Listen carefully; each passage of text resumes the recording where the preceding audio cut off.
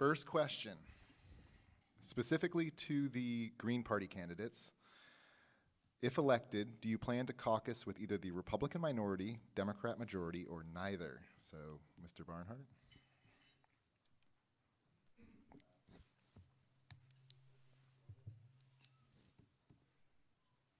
I don't know.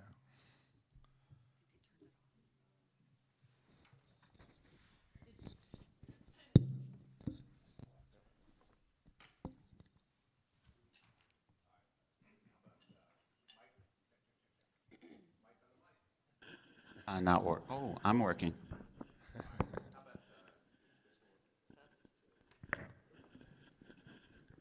Memory of the way we were. Test. There we go. Great. Cool. All right. I believe the question was if if we were to be elected, would we caucus with the Democratic majority or the Republican minority? Or neither. Or neither. Essentially, I don't think I would caucus with either of the parties. As Greens, we are running as our sort of own party, although that doesn't mean that we won't work with either party.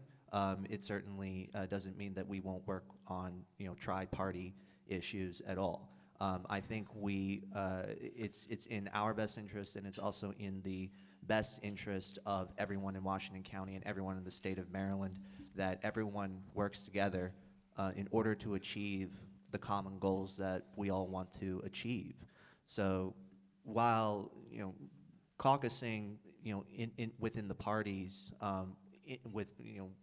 is important, I don't think that it means for us Greens, although we have pretty common progressive interests with the Democrats, we probably won't caucus with them, or at least I won't. Thank you. Ms. McWearty. This working? Nope. How about now? Okay. Oh, there you go. I kind of agree with Andrew. I don't really know that we'd be welcome in either caucus, but me personally, with so many Greens running, we have a record number of Green candidates in Maryland right now. I would hope that enough of us get elected that we would be able to form our own caucus. But I'm also willing to work with anybody on any side of the aisle that is willing to come to a common ground. My ideal situation would be if there be enough third-party candidates elected across the country that both parties are forced to compromise. We don't have the gridlock that we have in Washington and in state legislatures across the country anymore. If there were a third party that forced them to compromise, it'd be more like the multi-party systems that we have in other democracies around the world. Thank you. Mr. Del Monte. Hi, so I'm Dan Del Monte, and I'm running for District 1C, if you don't know me, which includes the very western edge of Washington County, the canal towns over to Cumberland. And as probably one of the youngest people on the panel, I know something about caucusing, and I know a lot doesn't get done if we don't caucus. But being a Green, I think we have a lot of freedom, and I'm a practical kind of guy, and I have some very local issues I'm concerned about. So I'm open to getting my nose involved in any caucus on a particular issue if I think I could advance local goals. So if there's an education issue emanating out of, say, an urban school district, but I think our interests in our local schools can be furthered by including myself in that, I'm open to that. Likewise, if there's a health and safety issue that affects our communities and there's legislation being proposed, I'm going to try to get involved in that caucus. I don't care your party. I have the liberty of making that decision as a Green, so we'll see. Thank you. Next question, based on the pre-form question, which was, what are the most important responsibilities of a Washington County State Delegate? Mr. Serafini, you mentioned representing and acting in the best interest of Washington County's constituency as a prime responsibility, and Ms. Rowland, who is not here, had stated her goal was to give the unrepresented a voice. So the question is, as Washington County becomes more diverse, how can you ensure that all voices are heard? Thank you. I don't know. I did read the article in the paper about those that don't have a voice. I mean, I think we represent all.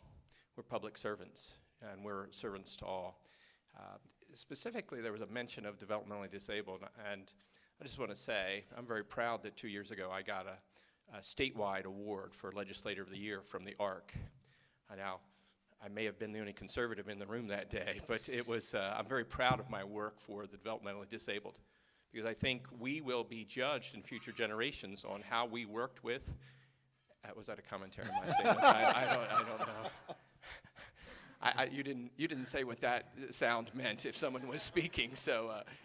Tight ship we're running It was, yeah, it sounded Looney Tunes. I hope that's no reflection on my comments either, but I think how we work for the most vulnerable, whether they are the developmentally disabled, whether they're people that are struggling with addictions, those are the folks that we are responsible for. And I believe firmly, like Clarence Hurst, that we need to give a hand up, not a handout, and but facilitating those that do not have a voice or cannot speak for themselves. I mean, of a person of faith, that's who Christ worked for, and that's who I'm called to emulate as I serve the public. Thank you. Thank you.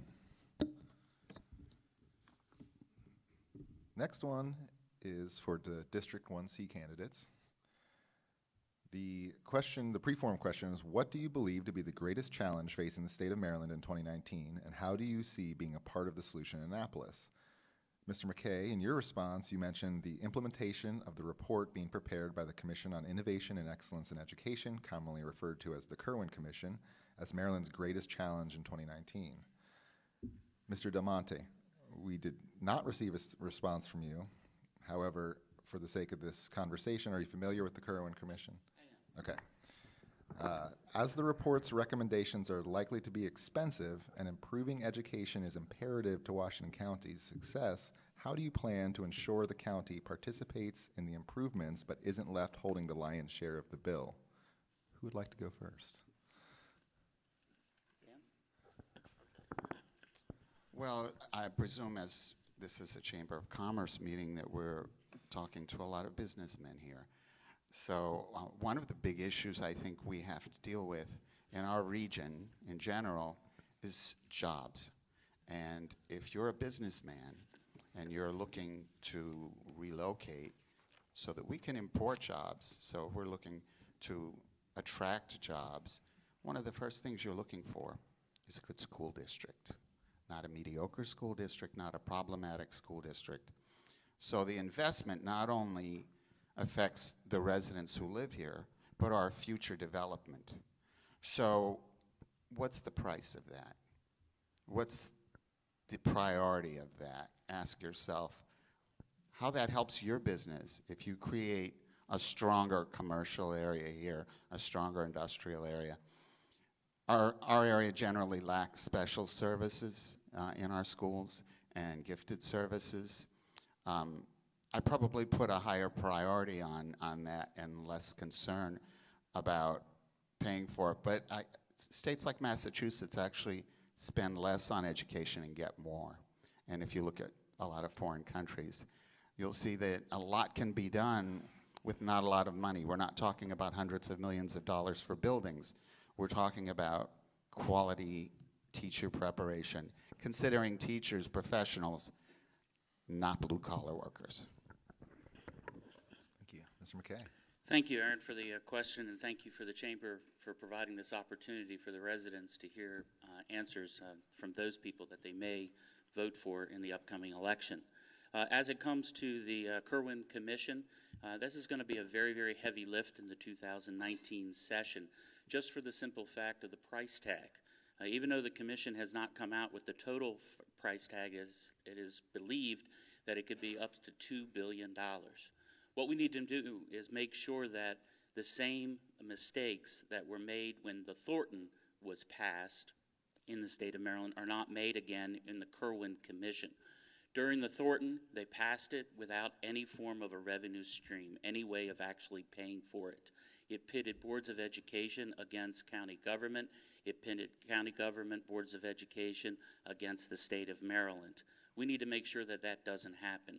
On the commission, 3 of the members are actually from the Appropriations Committee, And as a member of the Appropriations Committee, I'll have the opportunity to meet with them and talk about making sure that Washington County is not left holding the financial bag. Thank you. Thank you. The next question is for the District 2A candidates. And the pre-forum questions, I'm combining two questions here. The same question as we just discussed, and then also, what do you believe is the greatest challenge facing Washington County in 2019, and how do you propose addressing it? We received responses from Mr. Wyville and Mr. Parrott, but we did not receive responses from Mr. Barnhart or Ms. McBrearty. In response to the challenges and solutions for the county and state, very specific legislative initiatives were provided by Mr. Wyville and Parrott. These included items such as I-81 widening, correctional institution staffing, inmate release planning, state retiree prescription drug coverage, pension plan sustainability, highway user revenues, and implementation of the Kerwin Commission, to name a few. As incumbents, how do you plan to keep these balls rolling in 2019, and how important are your existing relationships to progress on these in Washington County? And as challengers, how do you intend to hit the ground running? What relationships have you fostered in Annapolis, or do you see that as a negative? Who would like to go first? Okay, Mr. Parrott. Great, thank you.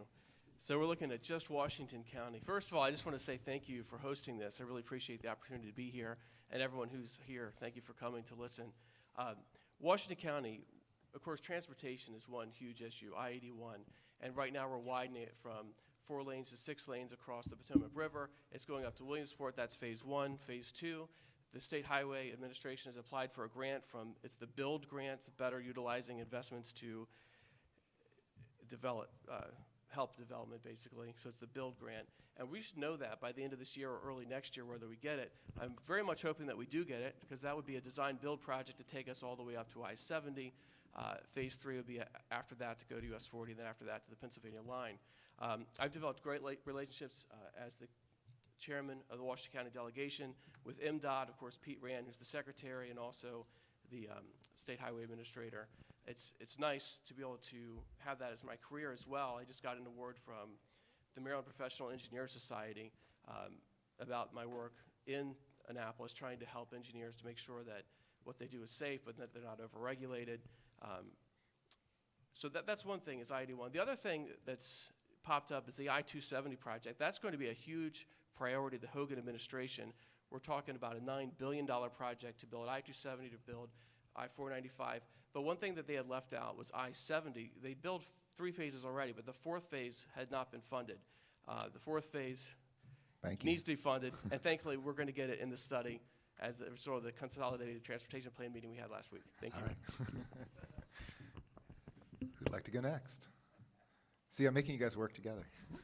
Build consensus. Thank you all as well for having us here this morning. I appreciate the opportunity. I think specifically your question was asking about keeping the ball rolling and relationships, and that actually is the most important aspect of representing your constituency in Annapolis, is building those relationships. And we are, as Republicans, obviously a minority, but if you look at the success that we've had over these past years, I'll just mention one with the town of Boonesboro came to us looking for debt reduction in a wastewater treatment plant, and the chair of my committee said, delegate, he said, nobody likes your bill, but we're going to pass it. So, you know, we got $2 million to help them in their reduction of wastewater treatment debt. Wasn't my bill, didn't have my name on it, but I worked it in the House, and Senator Addie Eckert worked it in the Senate side, as well as Senator Serafini. Also, when you talk about relationships, it's also important at the staff level. Just this past week, I had numerous conversations with Secretary Grumbles. There was an economic development project potentially falling apart out across from the airport. So, I mean, he picks up the phone, he addressed the issue, and that's how we were able to have a successful ribbon cutting yesterday with the road.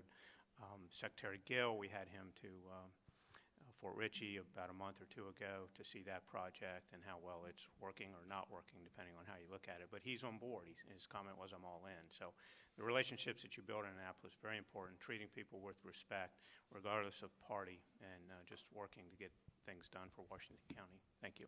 Thank you. I want to reiterate the thank you for everyone who's come out here this early in the morning, and I thank the Chamber for hosting this event. I'm going to touch on the transportation issue because I am actually a blue-collar worker that has to drive 81 every single day. I kind of feel like the widening projects are just putting a Band-Aid on a wound that really needs stitches. We need more than that. By the time we finish these projects, the areas continue to grow. The gridlock is going to remain. There's always going to be these long commutes. And we're stuck in this mentality that that's normal, that it's normal to have to drive an hour to work every day when it should only take you 20 minutes. I think we need to think outside the box. Yes, we need to work on the highways for sure. They do need a lot of maintenance and a lot of expansion. But what about alternatives to those highways? Not, we have a lot of poor workers here that probably can't afford to drive to Frederick to go to a job. They can't afford to drive to Pennsylvania to get a job. They need alternatives such as light rail, maybe expanding bus services, anything that can reduce the amount of cars on those roads rather than just continuously expanding them. Thank you. So I teach over at Frederick Community College, and I teach a variety of courses ranging from philosophy to biology. One of the courses I teach over there is human ecology, which studies the relationships between human beings and their environment. And I think sustainability is probably one of the biggest issues Washington County is facing. And sustainability is this balanced functioning between the environment, the economy, and social and political equity for everyone. If you don't have all of those things in balance, you don't have a sustainable society, period. In terms of transportation and how that fits into sustainability, right now, we have built our entire society around the automobile. We have built our entire infrastructure around the automobile. So if you don't have an automobile in this county, it's a lot harder for you to get to work. It's a lot harder for you to work. It's a lot harder for you to even do simple things like go out to the grocery store and get food. We have food deserts in this county where people are stuck in, say, suburbs, or they're stuck in their homes where they can't go out and be able to get basic necessities for themselves because they don't have reliable transportation. So yeah, we need to expand I-70 and I-81, but we also need to look into how can we effectively create better mobile opportunities for people in this county. We really, really need them. Thank you. District 2B. So, gentlemen, we're going to deal with the second question with as far as the challenges facing Washington County. Your responses, if represented by a Venn diagram, they did not overlap at all. So, Mr. Quarterman, you noted erosion of family structure, a shortage of educated and skilled workers, and lack of profitable careers as major challenges. And Mr. Perini, you focused on the opioid and drug abuse epidemic specifically as our greatest challenge. Mr. Quarterman, how would you tackle the opioid epidemic as a delegate? And Mr. Perini, how would you address the need for better workforce development? Who'd like to go first? I'll go first. Good morning. Thank you very much to the Chamber of Commerce for hosting this morning, and welcome to everyone who's watching online. I've been a member of the Chamber of Commerce for almost 30 years, so I appreciate the opportunity to be here. To make workforce improvements in Washington County, I think the root of that is in education. And I'm a huge proponent of public education here in Washington County, as well as higher education. I think that we need to work harder to bring more resources back to Washington County for our public schools so we can hire the best and brightest teachers. And I also think we need to expand the higher education opportunities as well as the technical school opportunities. I'm the chairman of the board of the University System of Maryland at Hagerstown, which means that we're working hard to bring additional programs to this area so that once students graduate from Hagerstown Community College, they can go on and get their advanced degrees, whether they're bachelor's degrees, master's degrees, or even doctorate degrees right here in Hagerstown. So again, I think the fundamental foundation of better workforce development in Hagerstown and Washington County is supporting education. Thank you. Mr. Quarterman. Thank you, and like all the other candidates here, thank you everyone for coming out this morning, and thank you for the chamber for putting this on. I think that as you said though, Aaron, that the responses were quite different. I think they're actually pretty much intertwined. I mean, obviously the opioid epidemic is a huge epidemic, not only in our local community, but throughout our state and our country. You know, I've had the opportunity when I went to Annapolis here, one of the first things I did within the first week I was in Annapolis was to meet with Clay Stamp. Clay is the director of the opioid command center. As we all know, Governor Hogan has declared a state of emergency here in the state of Maryland. And being able to be in Annapolis to work towards some efforts here on the local level, I was able to work towards the SBIRT, the screening, brief intervention, referral, and treatment, which brought $400,000 back to Meritus. I also co-sponsored Bill 922, the pill mill bill, which now allows for people to contact if they have a concern with overprescribing of the opioids. As we all know, unfortunately, that's a lot of where this problem has stemmed from. Folks get prescription medication and they become addicted to that, and then they turn to the opioids that have been crippling our community. So I think really that they are intertwined. I think a lot of the opioid problems, unfortunately, have led to some of these other issues that Mr. Perini indicated as well. Thank you. Thank you. So everyone's had a chance to answer regarding the pre-form question, so we're now moving on to section 2. I'm going to start again with Mr. Quarterman. These were all randomly assigned. So, Mr. Quarterman, the issues facing Washington County are quite different than those in more highly populated districts of the state. How will you represent the unique interests and issues of Washington County and Annapolis? Is there any one particular issue you're indicating on? Dealer's choice. All right. Well, like you said, we have unique issues here in our county, just like other parts of the state have unique issues to themselves. I know out here in Washington County, one of the biggest concerns that I hear from going door to door to our constituents in the neighborhoods is the prisoner release issues that we have with our 3 state prisons. Another one of the first things that I should say that I did when I went to Annapolis was I met with Secretary Moyer. We've had a couple meetings with him, not only myself, but other members of the delegation up here. That has been a concern in our community for a long, long time, and I think it's about time that we get that fixed.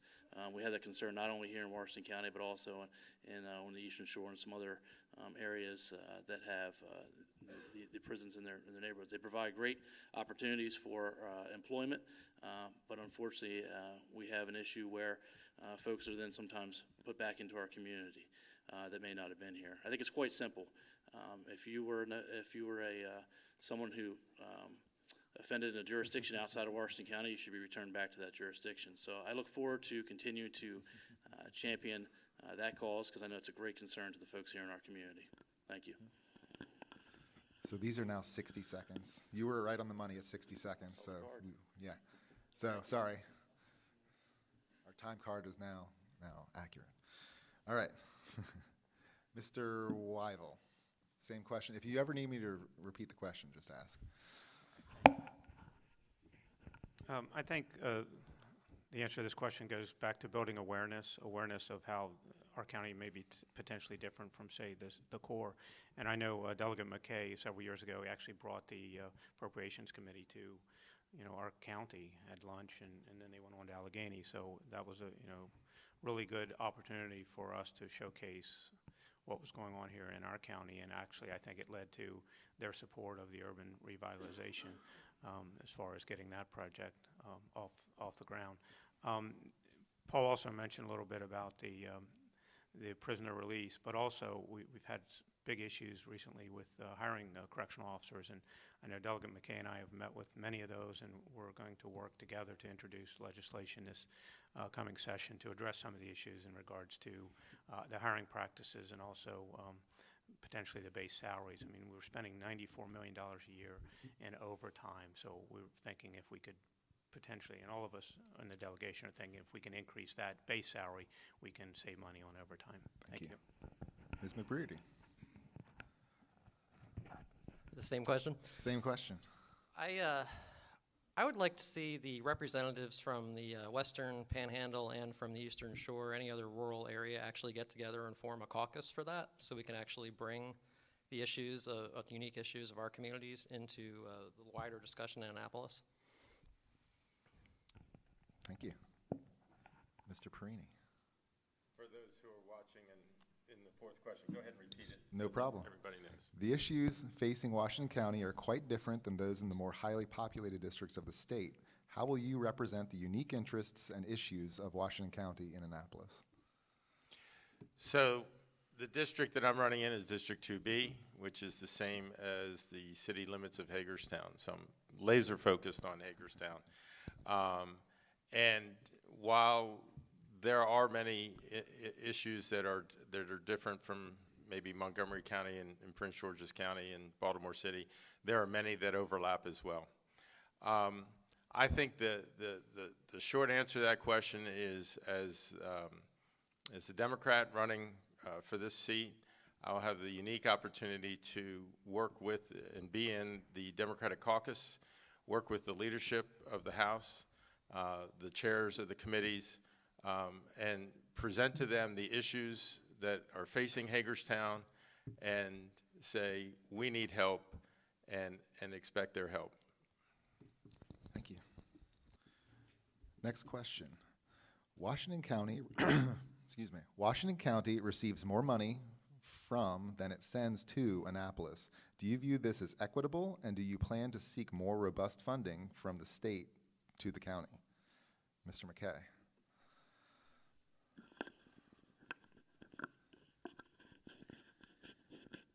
So the funding that is received back in Washington County from the state of Maryland is always a political football down in Annapolis. You can go and grandstand and demand more money, but the reality is that you've got to be able to go and work across party lines. As a member of the Appropriations Committee and the Subcommittee on Public Safety Administration, and now as a member of the Capital Subcommittee, I believe the best way to do that is to make sure that Washington County's projects are well funded. As for a scorecard of how many dollars come back versus how many don't, at the end of the day, we're in the minority. And the best way to do that is to make sure that we can get as many dollars as possible by working together with the majority party, as I have done in the past 4 years. Thank you. Mr. Del Monte. The fact that some areas receive more money than they pay in is not so much a question of location as affluence. And I think it's typical in many states that the most affluent areas generally pay more than they receive back.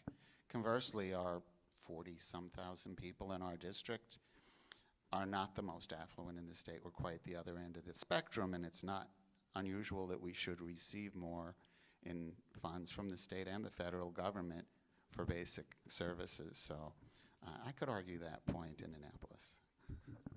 Thank you. Mr. Serafini.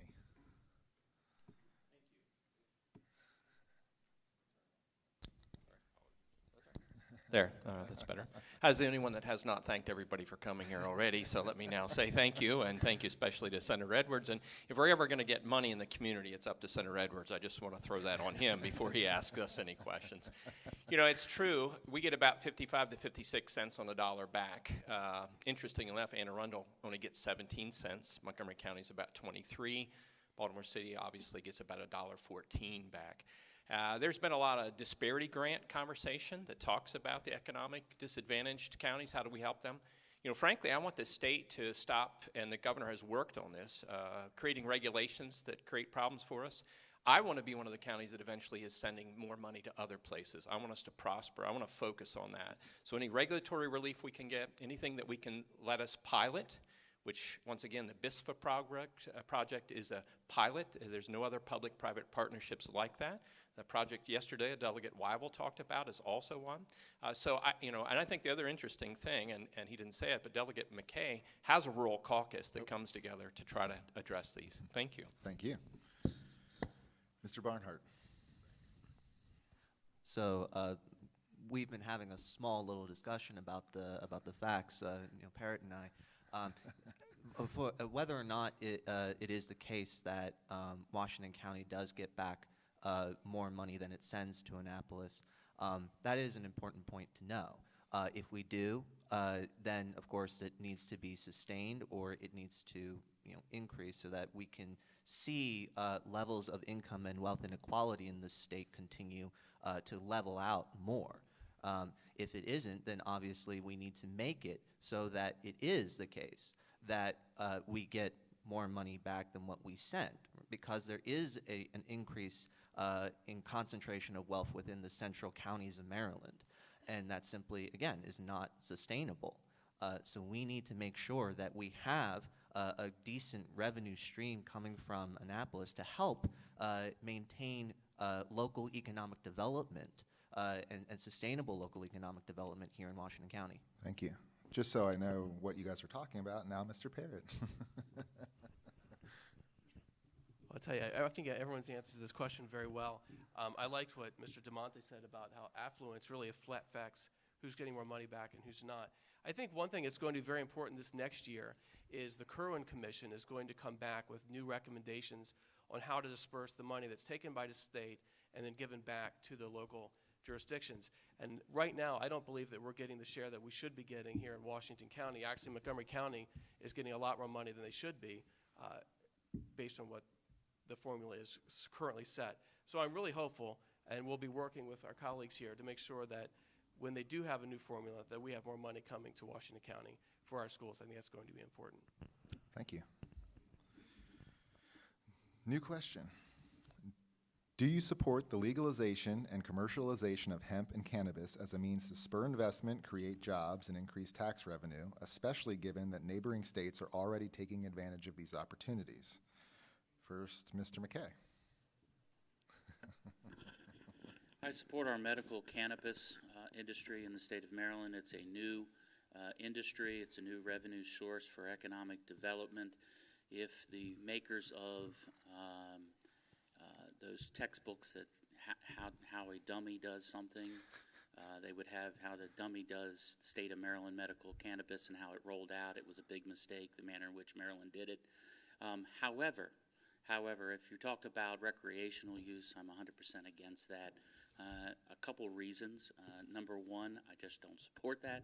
Second of all, we need to make sure that our medical cannabis within District 1C, we can have as many as 3 growers, manufacturers, are able to have this most economic benefit they can to see their businesses flourish because they've invested millions of dollars into their industry. Thank you. Ms. McBroody. I am absolutely in favor of full legalization of marijuana. And one of the biggest reasons is, we've touched a lot on the prison issue and the staffing in our prisons. If we could release people that are in prison just for simple possession of marijuana, we could cut our prison population in half, and then we won't have staffing problems any longer. I think it's just a fantastic way to improve our communities, improve people's lives, and stop criminalizing things that cause no harm to anyone else. Thank you. See, you get to go, Mr. DeMonte. So I am an occupational therapist who works in the Finance Center, which is a psychiatric facility.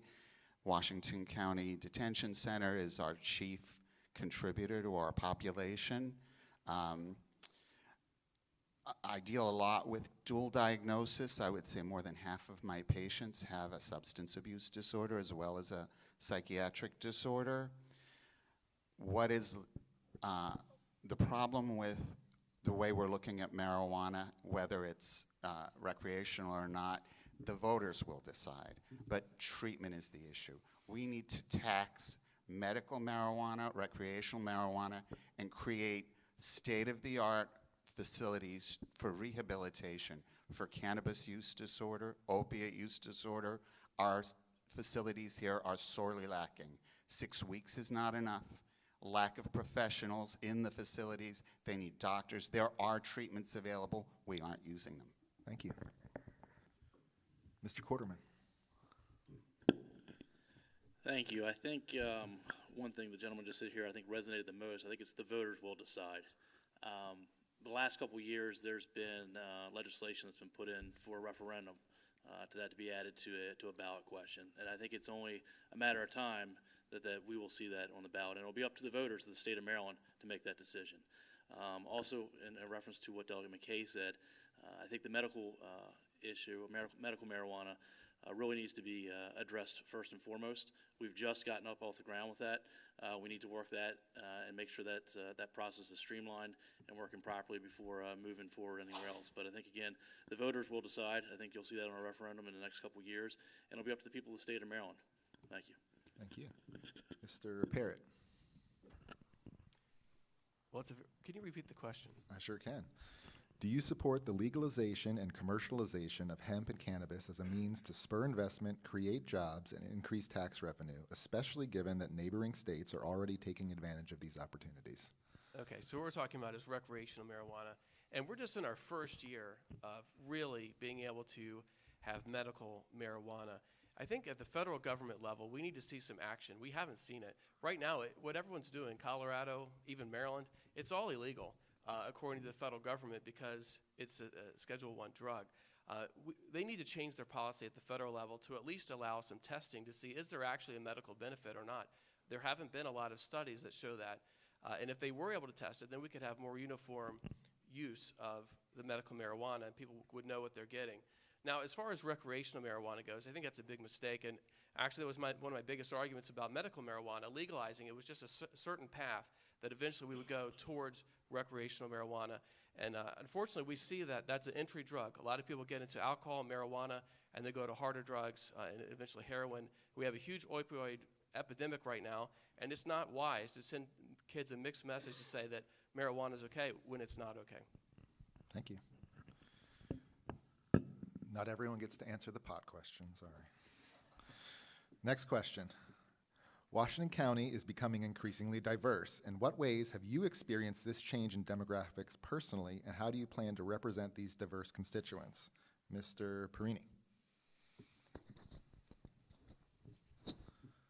Personally, I have a couple of examples that I can give. One of the positions that I've held has been business development with African American owned minority business enterprise based right here in Hagerstown. And that has really been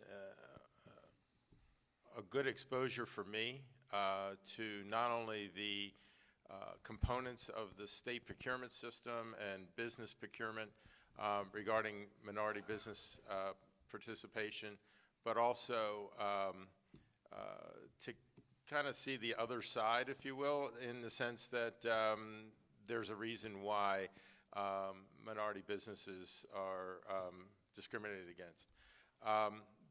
And then also personally, I will say that I've been knocking on doors off and on since January, and all through Hagerstown, and I've met a lot of people who I wouldn't have met before. And I will tell you that they've been very open-armed to my campaign and the policies. Oh man, you ran up against the hard break. Mr. Serafini. So I guess several years ago, it was St. Patrick's Day in Annapolis, and there was a gentleman named Brian McHale. I said, Brian, you're the only one that's Irish. Everybody else wants to be Irish today. And he said something very telling to me. He said, Andy, I'm not Irish. He said, I'm American of Irish descent. I think we have to change the labeling issue, right? We're Americans. It's the melting pot. I mean, I was Italian. I am Italian. They didn't like Italians in Western Pennsylvania in the coal region because they came in and worked for lower wages than other groups. It just changes the ethnicity from time to time, but I don't care about that. I want to give everybody an opportunity. We're not the land of equal outcomes. We're the land of equal opportunity, and I will fight for that for all people at all times in any way I can. Thank you. Mr. Barnhart. So when we think about diversity, our minds often head directly toward ethnic diversity. Oftentimes we forget about diversity in terms of ability and disability. In this county, we're seeing an increase in individuals who are on the autism spectrum and in other kinds of disabilities too, and they are often left out of these kinds of discussions. We have in this state a waiting list for services for people with autism and other kinds of disabilities too. And I've been fighting, even before becoming a candidate, I've been fighting to get people off of these waiting lists and to get rid of these waiting lists and make sure that there's funding for everyone in order for them to have these kinds of equal access and equal opportunities that we all claim we want everyone to have. So we really need to remove these kinds of barriers, and if we want diversity, removal of those kinds of barriers is important and is key. Maryland has failed in terms of other kinds of aspects of diversity as well, but I'm out of time, Thank you. unfortunately. So. Mr. Wyville. Well, I would like to think that I represent all folks equally, and I sincerely agree with Senator Serafini's comments. I don't look at someone's race, color, creed, whatever, when they come to us. If they have an issue, we try to help them and try to address it. I think, recently I just traveled to South Korea and just to see their culture, and I found them to be a highly respectful culture. They treasure the relationships that they build with folks prior to making investments, and it was a real eye-opener for me, because many times as Americans, and I even slip up myself at times by telling people they need to get their heads out of certain places, but I do try to generally treat people with respect and treat everyone as children of God, as they so deserve. Thank you. Thank you. Next question. The Maryland State Legislature seems to be productive and plays nice by and large, which is, as everyone knows, less and less the norm. How do you propose to eschew party politics and do what is best for our state and your constituents? And specifically, is there an issue where you disagree with your party's platform? We'll start with Ms. McBrearty. Okay, well, I'm not even part of the partisan politics. That's kind of one of the reasons I'm running as a Green, is because I see all over the country, maybe not in Maryland, but Democrats and Republicans, they fight each other constantly. They can't associate with each other. They can't come to deals together because that'll hurt their base. We see these votes on the national level that keep coming out 50 to 49, 50 to 48, and I wonder who the two people that didn't vote were. But at any rate, as a Green, I'm immune to partisan politics. I am my own thing. We're further left than the Democratic Party, but there's also areas where we overlap with the other side too. So I think I'm in a unique position to ensure that Maryland continues to work in a civil and functional manner. Thank you. Mr. Wyville.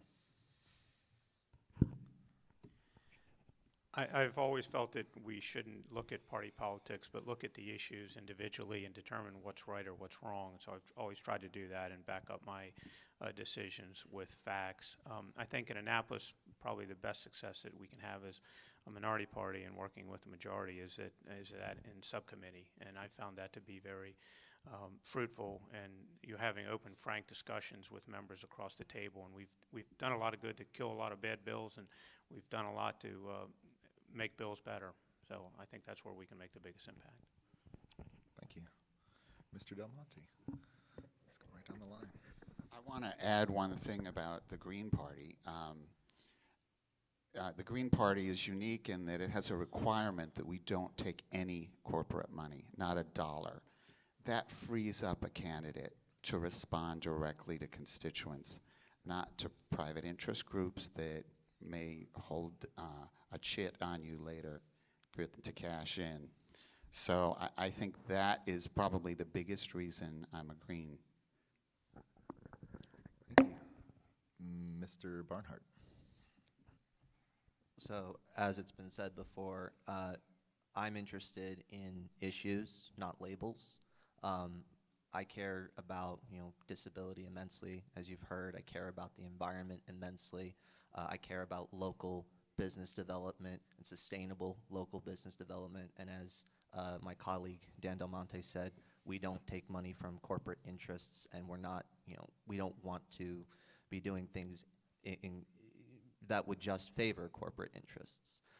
But I would be willing to work with anyone in Annapolis that in order to focus on these issues, because these issues need to be addressed, and oftentimes they're not, because of national politics or pressing down on state politics as well.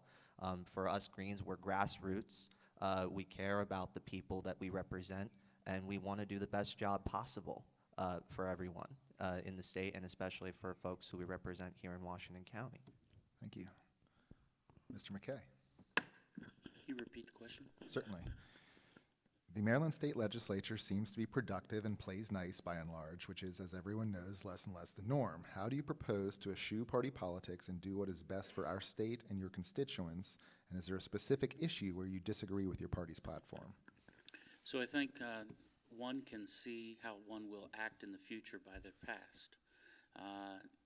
The past, in 2017, we sponsored House Bill 1158, where we were able to have every member of the Appropriations Committee, that's 19 Democrats and 7 Republicans.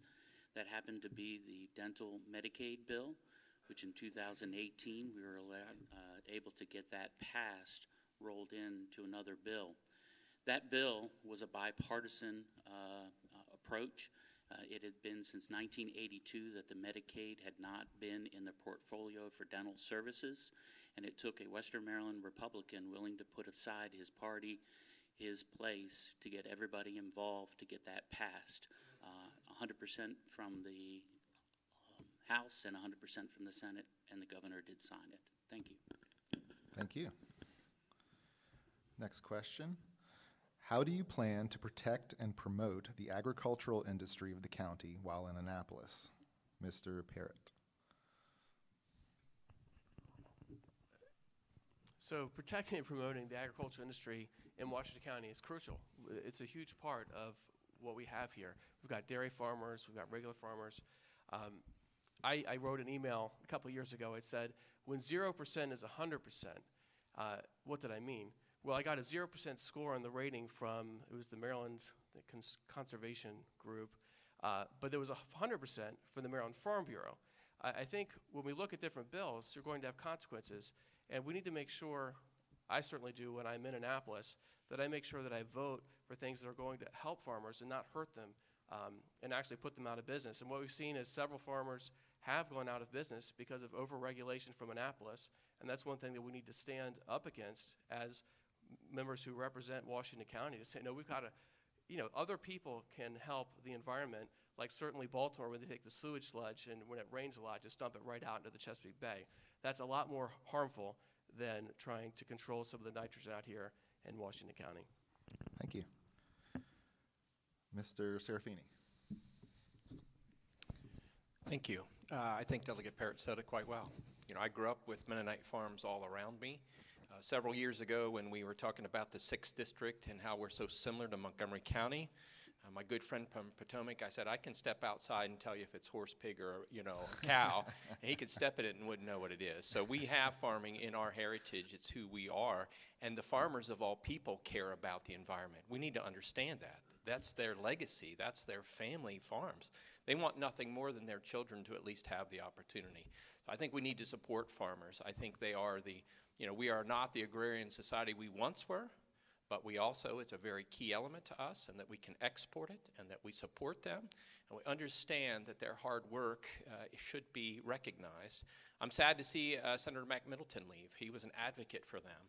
He was a good friend of mine as a Democrat, but man, did he ever support farmers, because that's who he was. And we're going to have to work to fill those shoes, and that's going to be difficult to make sure they have a voice in Annapolis. Thank you. Mr. Quarterman. You're up. Well, it has been stated already. I think agriculture is a very important component of Washington County. Our farmers, unfortunately, they are shrinking, and we are losing some of our farms here. Whether it's regulation or development or what have you. But not just agriculture has all issues that are specific to Washington County. I think we need to continue to champion and voice those concerns in Annapolis. It's a huge economic driver for our community, and whatever we can do to keep pursuing that and allowing that to flourish in our county is what's needed. I'm proud to say that I have been endorsed by the Maryland Farm Bureau, and I plan to continue to fight for our farmers of this county. Thank you. Thank you. Mr. Perini. Well, there aren't a whole lot of farms in Hagerstown. I was going to ask that. However, there is some agriculture, and certainly there's a lot of agriculture in Washington County. And while I am running for the seat that represents the city of Hagerstown, you know, I do recognize that as a county delegation, we have a responsibility to all the constituents in the county. And as such, you know, I've reached out, I've talked to friends of mine like Leslie Hart, who have given me great advice about working and helping farmers in Washington County. As Senator Serafini said, you know, there are legacies in this county. There are families that have been in farming for generations, and I'd be happy to work with my friend Andrew to help bring back the resources that we need. But farming is not only, you know, what we typically think of, the dairy farms and the crops, but also the wineries and other agricultural opportunities. Thank you.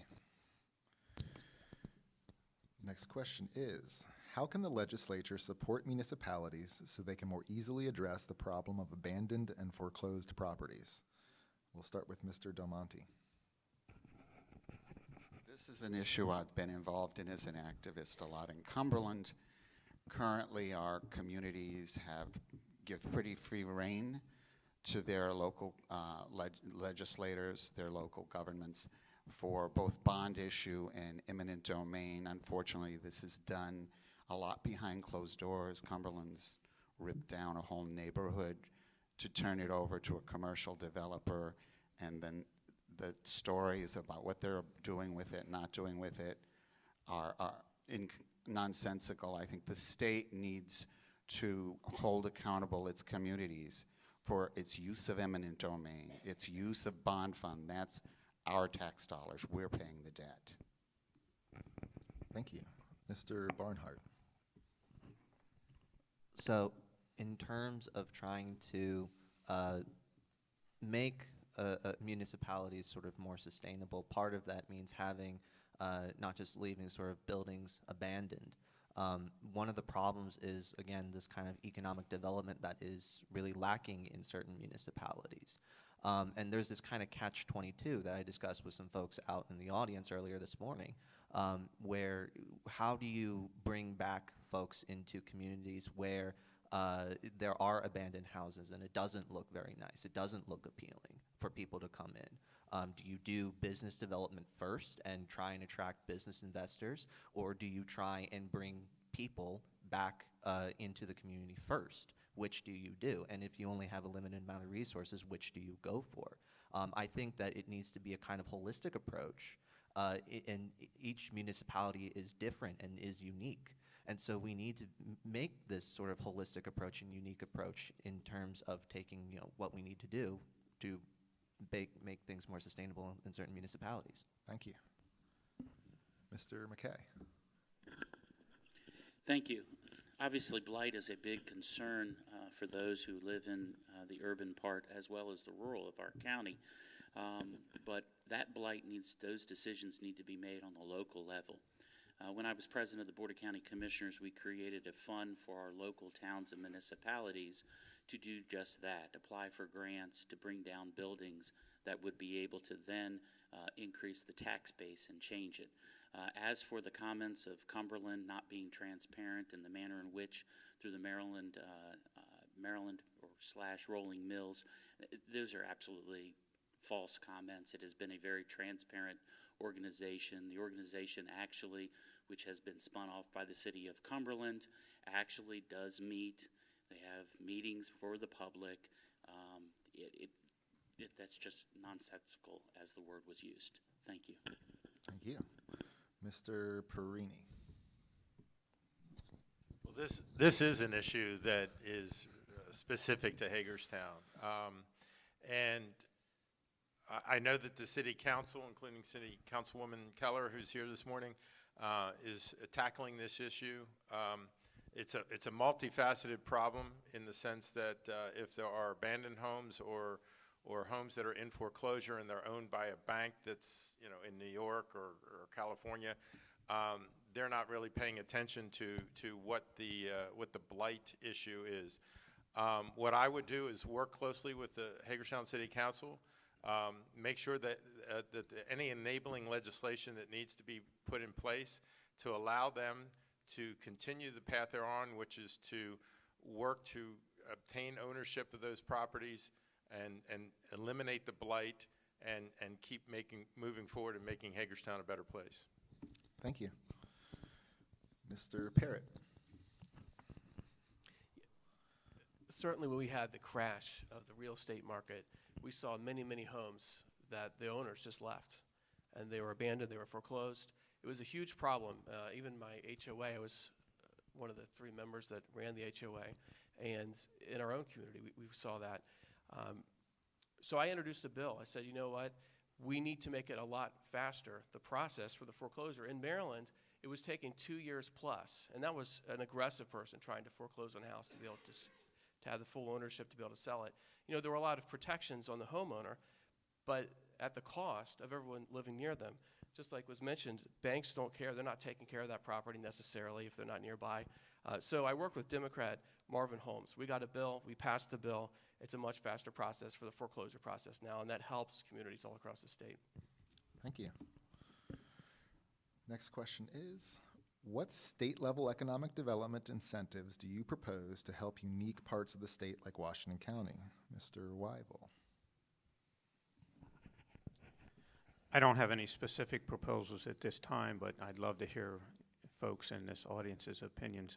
But there are some things that have been done. I know One Maryland last legislative session was increased and improved, so Washington County now is more readily available, can access the benefits of that. But I've generally been a proponent of using tax incentives to incentivize local investment in businesses and properties and creating jobs.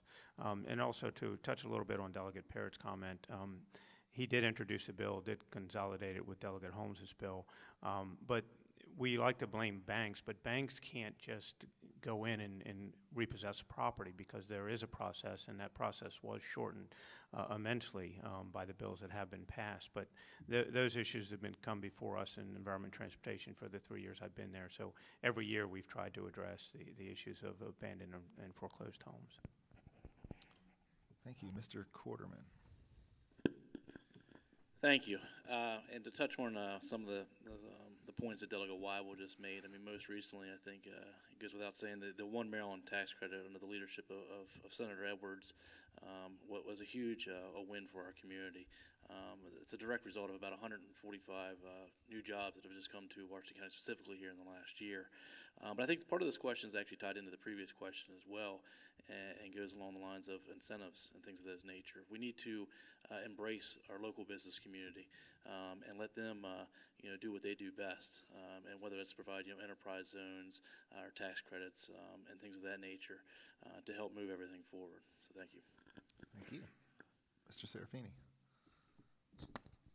Thank you. Once again, I do think Senator Edwards worked a long time for One Maryland. I think that was a huge deal.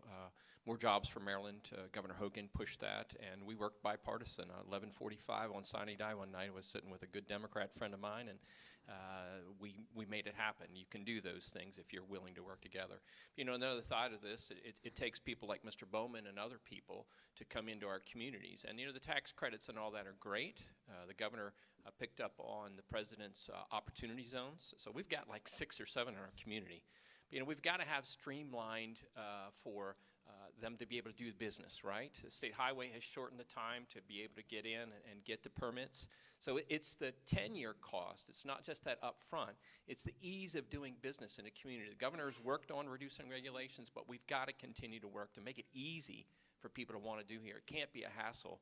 We've got to streamline everything. So it's not just the money, it's just not the tax credits, although our corporate rate is too high and it really doesn't bring in much. But we've got to streamline the opportunities for them to come in and do jobs. Thank you. Ms. McBroody. Well, as a green, I would definitely want to attract more green jobs, like the solar industry, maybe some wind power, things like that. I'd have to really look into the specifics of it. But if we're losing farms in the area, that'd be a great place to put up some solar banks. But everyone's touching on the previous question, so I wanted to bring up that everybody, when they're talking about foreclosed homes, they're not talking about the people that previously owned those homes, which are probably working class people that fell down on their luck for whatever reason. I think we need more state programs to help people be able to afford their mortgages, to get affordable mortgages. I know a lot of people that pay $1,000 a month in rent that can't get approved for a mortgage, or they make just $10 too much to get into the state programs that help people to buy older homes and get an affordable mortgage to fix them up. So I think we need to worry about the little guy and less about who's going to redevelop the land. Thank you. Next question is, what type of enabling legislation does Washington County need to compete economically given its unique geographical location in a four-state region? Mr. McKay. So I would say that following other years of legislation that we've done over the last 4 years, I tend to believe that this delegation, along working with Governor Hogan, is changing Maryland for the better. And I believe that most people in this room would agree to that. But as we have a ever-changing global economy, I would say passing more tax incentives to spur off cyber and bio would be examples of past legislation that I've supported, and then also expanding. Thank you. Thank you. Mr. Serafini. I think we have to figure out what we are and what we aren't, right? There's some things that we're good at. There's some things we're not. Manufacturing seems to be something we're pretty good at. Education has been something that's come into our community recently, and I'm excited to see that. And I think the other side of it is we have to, like 23 of the counties border another state. So we have to recognize that cross-state issue is a problem in everywhere in Maryland. For us specifically, we've been able to pilot some things. We've asked them to let us try some things. I think they're going to be unique. I think under Dr. Klauber at HCC, with his workforce development, we're going to meet downstate today with the governor's chief of staff and legislative leaders to talk about making Washington County what's called a work-ready community. Nikki Haley did it in South Carolina years ago. That's why BMW, Boeing, and those companies relocated. Those are the kind of things that we're going to say to the state. Maybe don't roll it statewide, but let us test it here and let us show you how we can do it, because we are innovative, we are creative, and we're going to do what we can to work together here. Thank you. Mr. Perini. I think one of the things that we need to do in the Hagerstown area is increase the higher paying jobs. And it was mentioned about cyber technology and biotechnology. The biotechnology was the original concept for the Mount Etna Farms redevelopment project that's gotten started. We have a lot of logistics jobs in this community, and that's very important. But I think we need to find higher paying jobs, try to help bring higher paying jobs to Washington County and specifically to Hagerstown. Thank you. Mr. Barnhart. So it was mentioned earlier that we need to figure out what we are and what we aren't, and that we seem to be pretty good with manufacturing. Well, the economy has essentially shifted from the manufacturing sector a lot more towards service and tech center. And right now, it's harder for folks to retrain themselves into those kinds of economies and economic sectors. And Governor Hogan and others from the state legislature had passed an education initiative that provided free community college tuition for students coming out of high school for 2 years. After 2 years, they've come out and they can go to community college and get their education there. I would like to see that expanded to trade schools, so that folks who want to go back and retrain to new tech jobs, they should be able to do so without any kind of economic hindrance onto themselves, as well expand it to so that anyone can go to college tuition free, public college tuition free, because that comes back into our community folds. Thank you. Next question is, do you support legislation to raise the minimum wage to $15 per hour? Why or why not? Mr. Quarterman. Thank you. This question it comes up quite often, and especially as the senator indicated earlier, with the state of Maryland being surrounded by many other jurisdictions, we're in a unique situation here in Washington County where we're only about 10 to 12 miles away from Pennsylvania to the north and West Virginia, to the south. Minimum wage is always going to be, a topic of conversation, a living wage and things of that nature. But it's something that really needs to be addressed, I think, federally. If you start doing that in individual states, you're going to end up hurting yourself more than helping yourself.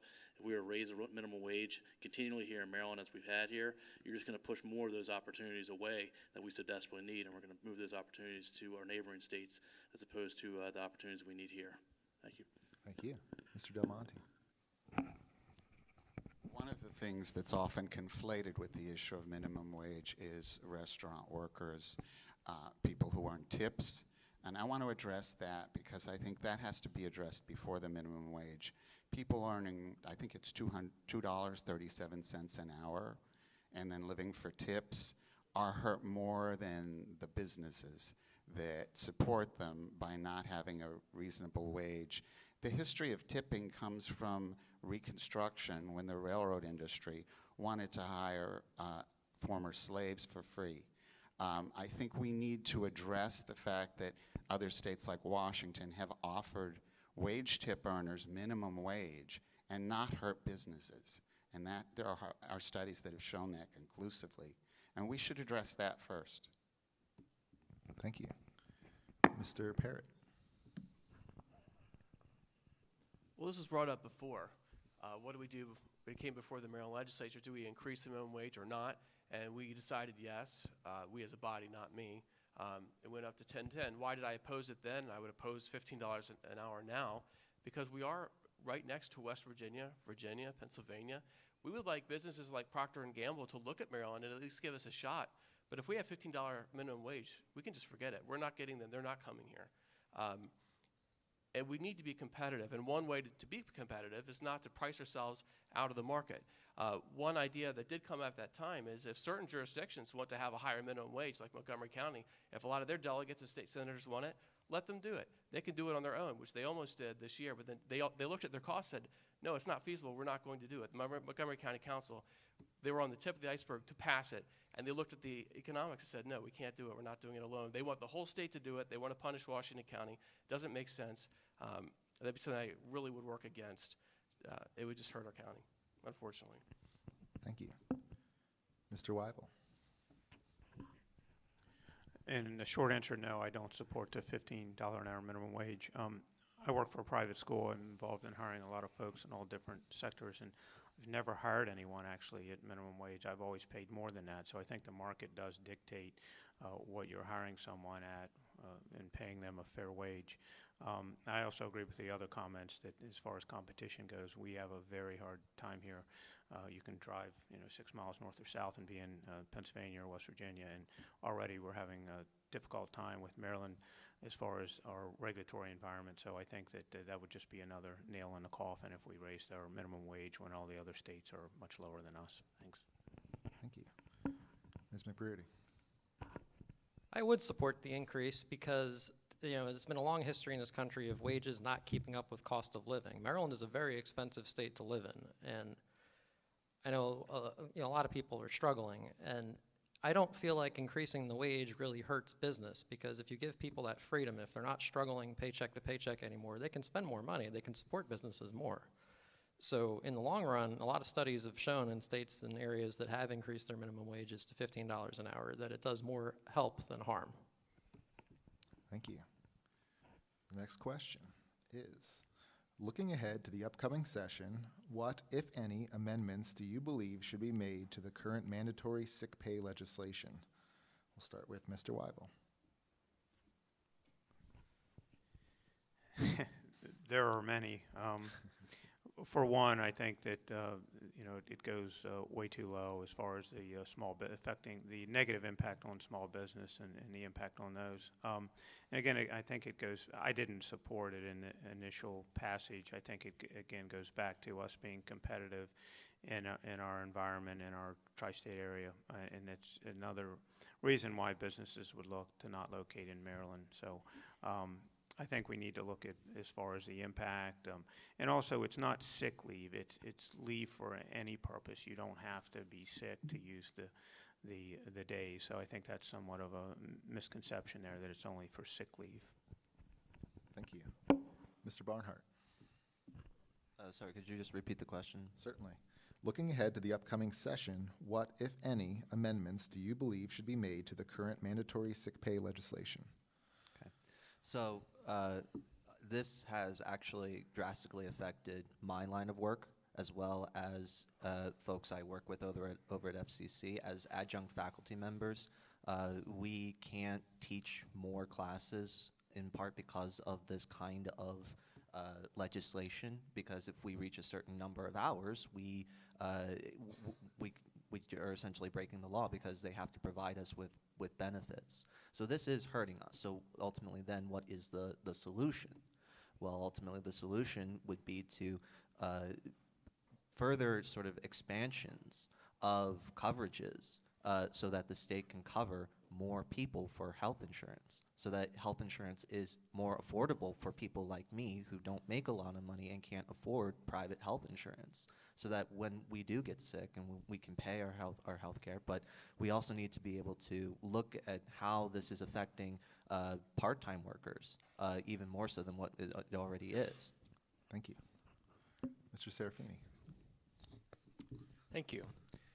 So we forget sometimes that we are a free market capitalist society. And in the famous words of Father Guido Sarducci, it's supply and demand, okay? So if the demand for employees are there, employers are going to pay more. If employees work for somebody that doesn't have the kind of benefits they want, they can go somewhere else. I hope that other employers would be foolish enough not to provide good pay and benefits, as Delegate Wyville said, because then I have a choice. I'm going to go somewhere else. Our employment is so low, it's basically one worker for every job. We have to work to make sure they're qualified for the jobs that are out there.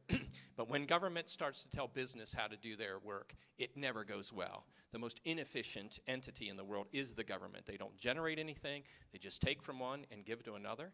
And I don't want them to tell them how to do my business because they're not very good at it. I've seen that in 10 years in the legislature. So we need to let it go, because what happens is what happens in San Francisco. Now the McDonald's has a kiosk, not a person. Now they're saying you can't use kiosks. When does it end? It doesn't work in any situation when government tells business how to run business. Thank you. Mr. Del Monte.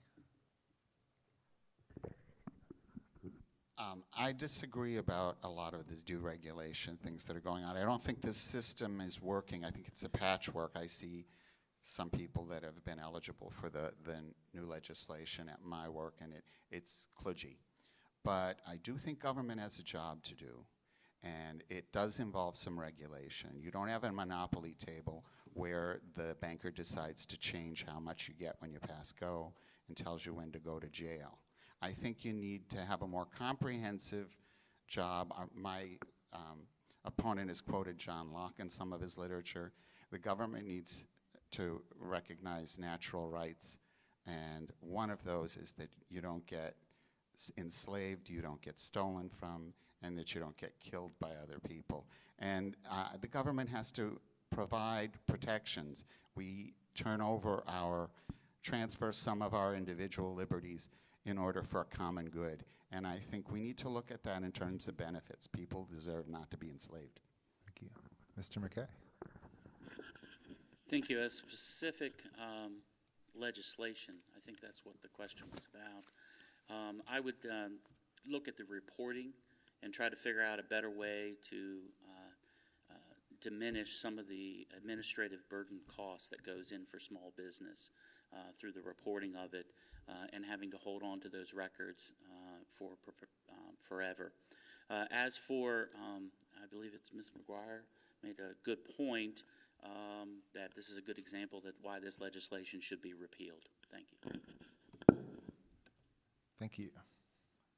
Next question is, should Maryland rely on federal health care policy, or should Maryland continue going its own way and striving to provide affordable health insurance for its citizens?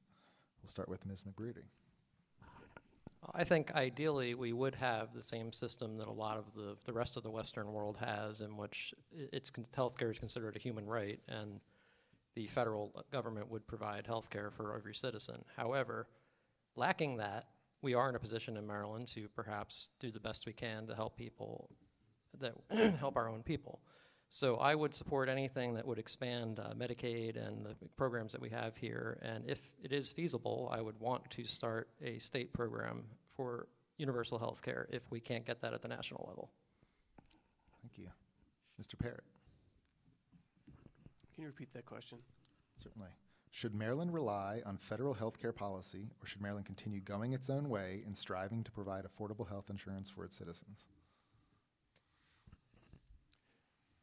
Well, it's interesting because we do have our own system in Maryland. However, we are following the federal guidelines. We're following Obamacare in Maryland. Unlike other states which opted out of the Affordable Care Act, which we all know is the Unaffordable Care Act, our health insurance rates are skyrocketing. Healthcare costs are skyrocketing. Some of the best doctors in the whole industry have left because it's just become too difficult to operate. I just had that discussion recently. I think at the federal level, we need to remove the Affordable Care Act, Obamacare. We need to go back to a private system which allows people to have competition, allows companies to have competition so that we can get actual affordable care. We do need to have free access across state lines, which wasn't there before, and there's some other changes that could be made to help the system. But just throwing it out like we did in Obamacare, it's actually hurting our country, it's hurting our state, and at the federal level, I'd like to see that repealed. Thank you. Mr. Quarterman. Thank you for the question here.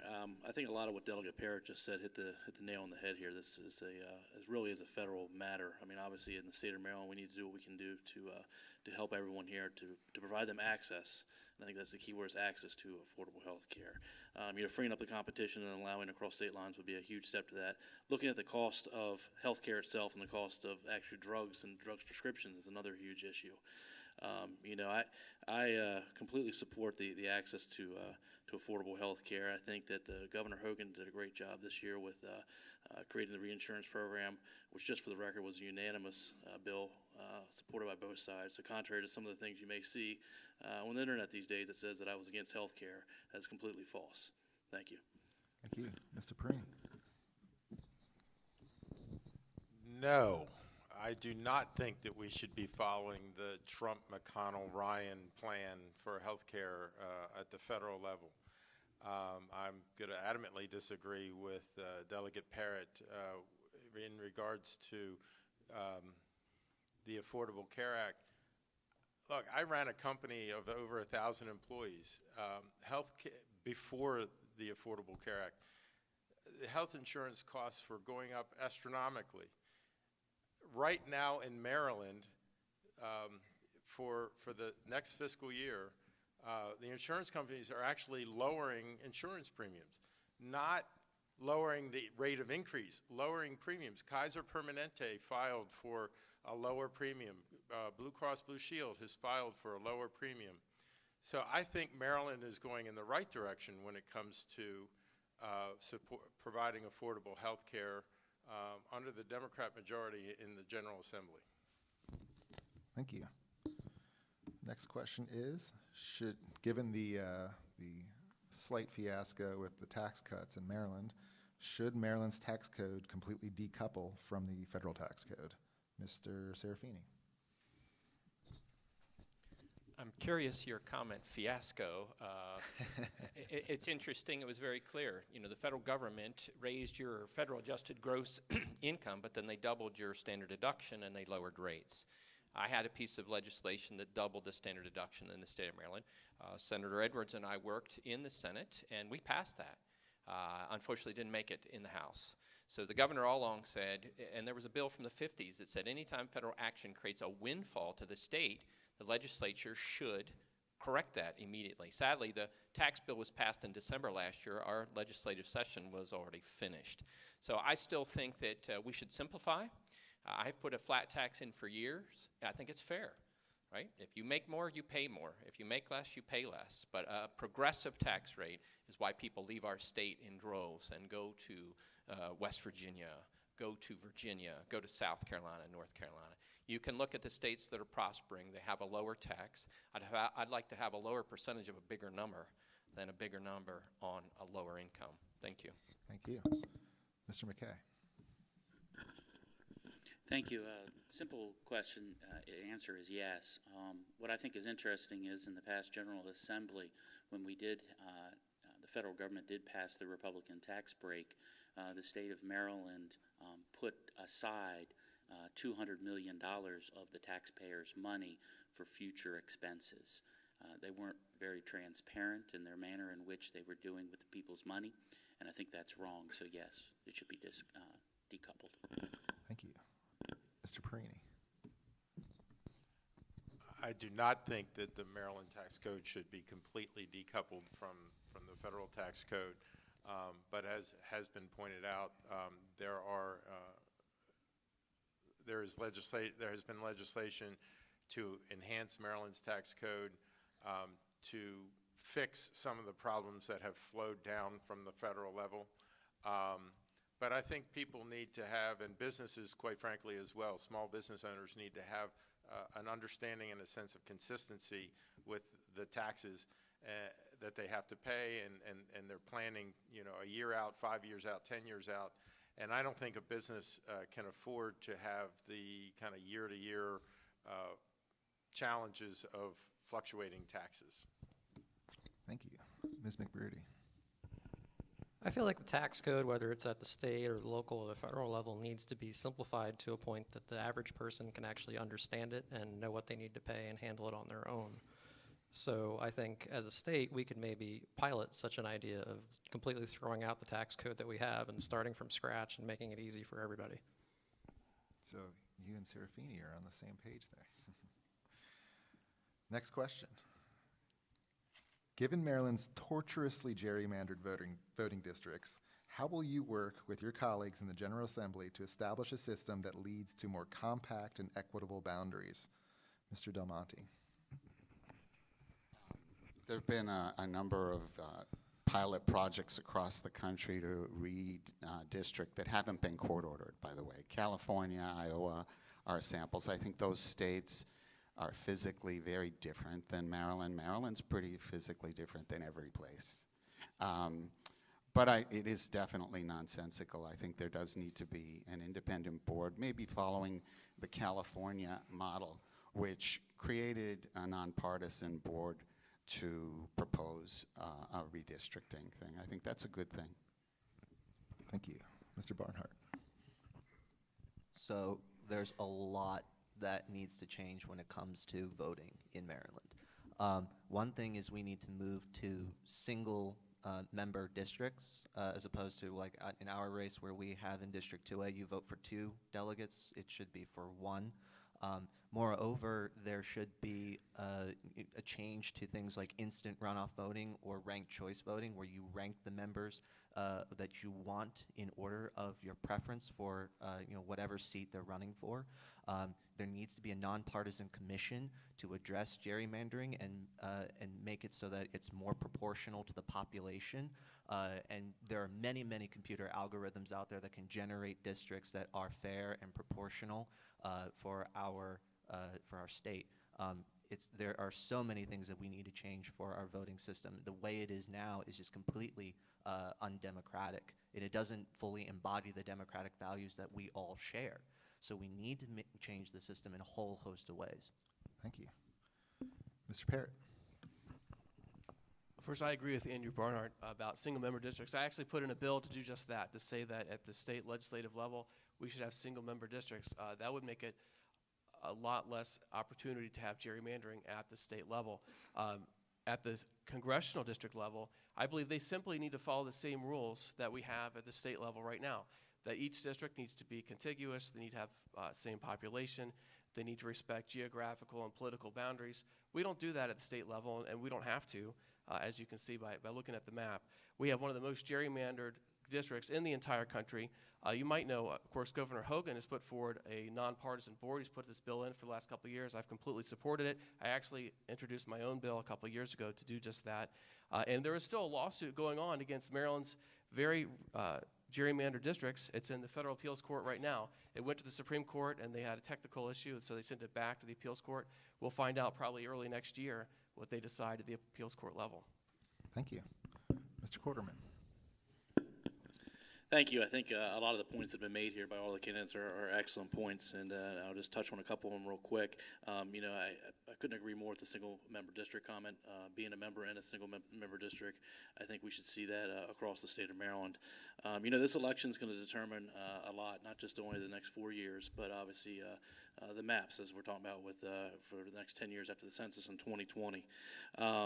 We need a nonpartisan commission. The governor has proposed legislation to do just that, and unfortunately the majority party continues to shoot that down. I think that we need on the congressional level, a district that represents our values out here in Western Maryland.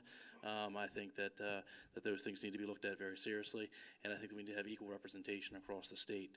Thank you. Thank you. Mr. Wyville. I think this is an issue we all agree on, that we should not be gerrymandering our districts to favor one party or another, but rather be a representative of the residents within that district. I mean, the 6th congressional district's a perfect example, and I think Maryland is the poster child for gerrymandering, so hopefully it will come to an end after the next census. Thank you. All right, that concludes all the specific questions. So you'll have 60 seconds to sort of wrap up and tell us why we should vote for you. We're running up against the clock, so please be mindful of that. I'll start with Mr. Barnhart.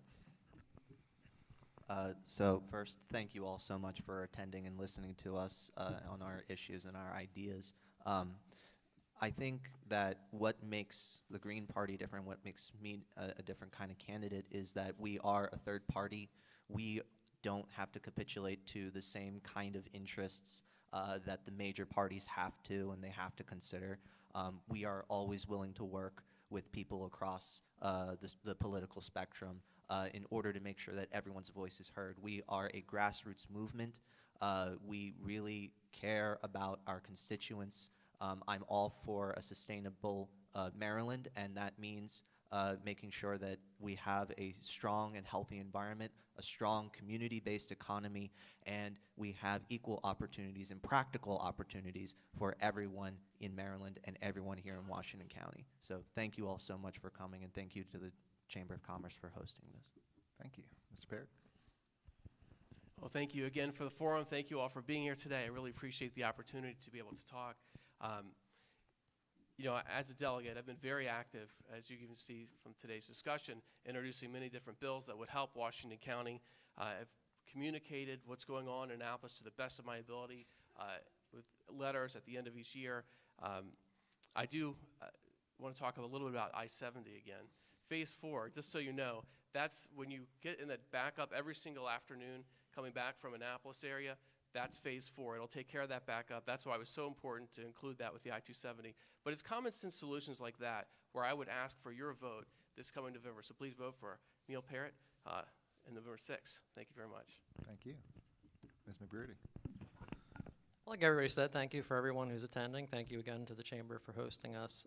We talked earlier about diversity and growing diversity in Maryland, and it occurs to me that I'm the only woman up here, and I also happen to be transgender. So I think I could provide a very unique voice in Annapolis. I'm also a working class individual. I work overnights in a warehouse rather than being a career politician. So I can truly represent the common person of Maryland. And that is my focus, is on making sure everyone has health care and education opportunities, increasing jobs, access to jobs, improving our transportation. So yeah, vote for me on November 6th. Thank you. Mr. Wyville?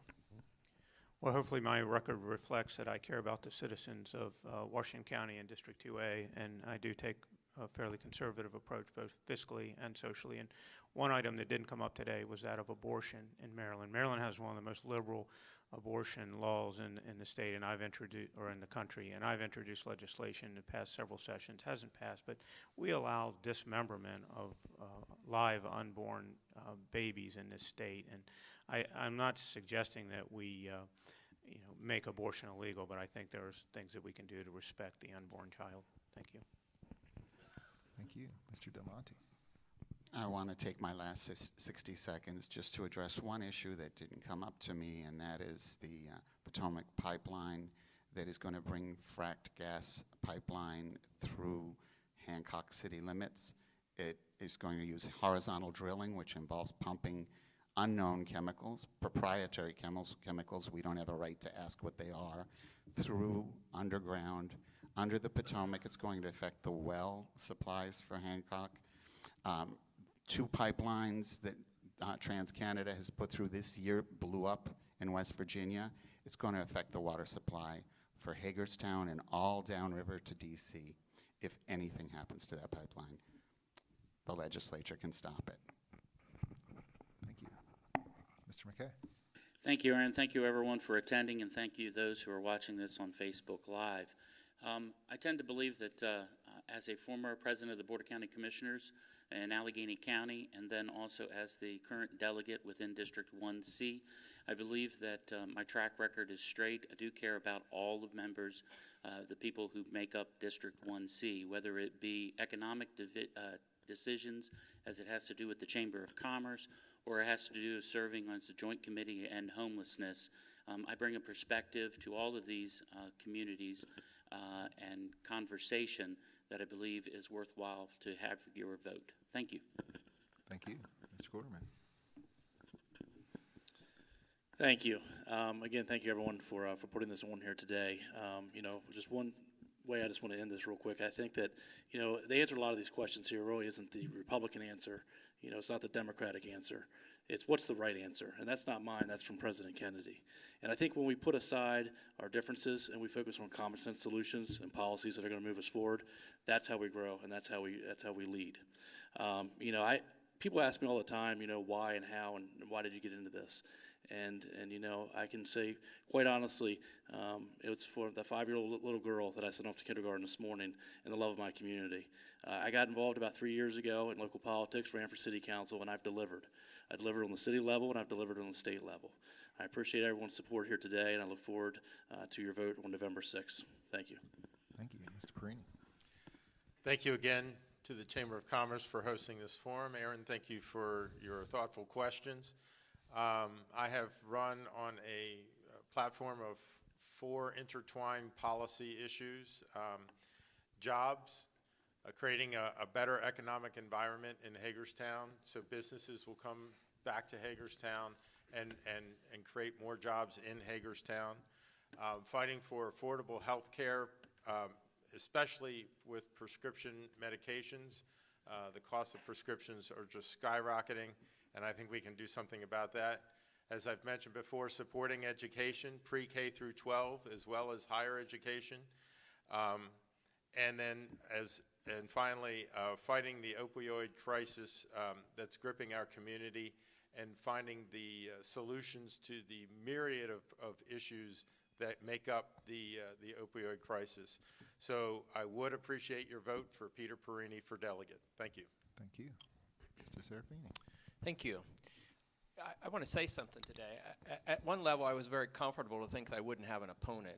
That was easy. But I want to thank the Green Party candidates that stood up. This is what our country is about, differing opinions. I'm thankful for the way this was handled today. This was a civil discourse. It saddens me that, University of Maryland will not allow certain people to come on their campus because it might cost over $200,000 for security. That's sad. University is where it's diversity, unity out of diversity. We're e pluribus unum. We should come together and challenge each other. Billy Graham's wife said she disagreed with them. People couldn't believe it. She said, if we agree all the time, one of us isn't necessary. So I'm thankful for them to come out today. I wish more people were here today, and I wish more people would be involved in the process because it's vital for our future and for our generations. I'm a mess. If you choose to vote for me, thank you. I'll be honest with you as I can, but I'm going to try to do my best, and hopefully someday I'll recover and not do this anymore. But I hope other people, I appreciate Randy Wagner and others people that have come out and decided to run because we need good people from our community of all walks to come out. I'm thankful for the Green Party coming out today. Thank you. So thank you to all the candidates. I think that was excellent. Paul. Well, thank you, Aaron. I'll just close here shortly. We're right against the clock, so good job, everybody, staying on time. I do want to emphasize from the Chamber of Commerce, competition is good. So I'm glad to see we have a lot of folks interested in running for office. And so thank all of you for your time and commitment, not only if you're incumbents, but also running for office. As I'm sitting here listening, I'm reflecting, you're coming down the home stretch of this marathon, and you've done a lot of these. You've done a lot of door knocking, a lot of walking around towns. And so on behalf of the business community, let's give them a round of applause for putting themselves out there.